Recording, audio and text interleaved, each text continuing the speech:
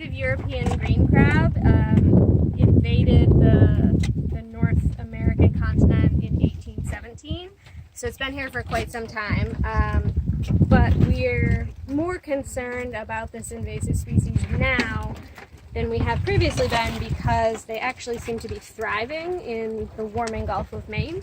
So we're experiencing warming here faster than 99% of the rest of the world's oceans. And we're seeing that a lot of our native species don't like that. But unfortunately, this particular invasive species is really thriving under those warming conditions. So they're becoming more and more abundant. And their negative impacts on the ecosystem are becoming, are worsening. So that includes things like predation on native species like softshell clams. They can eat a lot of softshell clams. They have negative impacts on really critical coastal habitats, so things like eelgrass beds, which is a really important nursery habitat for juvenile lobsters, juvenile fish. They dig into the eelgrass and uproot it, and so they really damage eelgrass beds. Salt marsh habitat as well.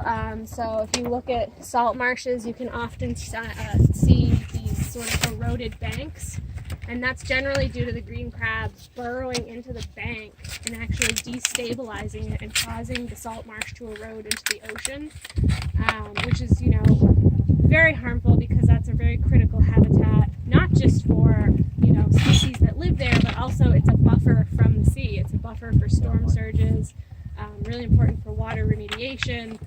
So, these green crabs are having a whole host of negative impacts on our ecosystem.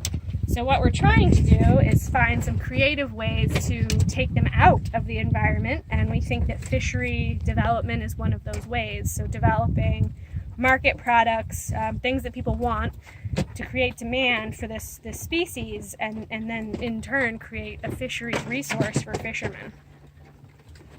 Can you show us a green crab and talk a little bit about?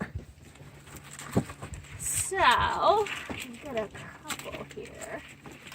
So, these are green crabs, and this is actually in my right hand a male and in my left hand a female. So the difference is this abdomen piece on the underside of the crab. The male is kind of more of a triangle abdomen, and the female has more of this beehive-shaped abdomen. So you can see they're a fairly small crab species. They get a little bit bigger than like the size that this male is, but not too much bigger.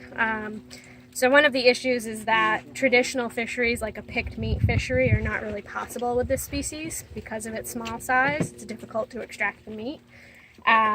So one of the fisheries that we're really working towards developing is a softshell crab fishery, where you look for signs on the crab that it's about to shed its hard shell. That's the process of growth for a crustacean. It sheds this hard outer shell. It grows a new, bigger shell underneath that's very soft. And so when it sheds the hard outer shell, its new soft shell is incredibly soft. It almost feels like Jell-O, it's so soft. And in that state, they're very highly desirable for the culinary industry. So the soft-shell crabs are usually battered and deep-fried and served on your dinner plate. So that's the industry that we're really, putting a lot of time and effort into developing.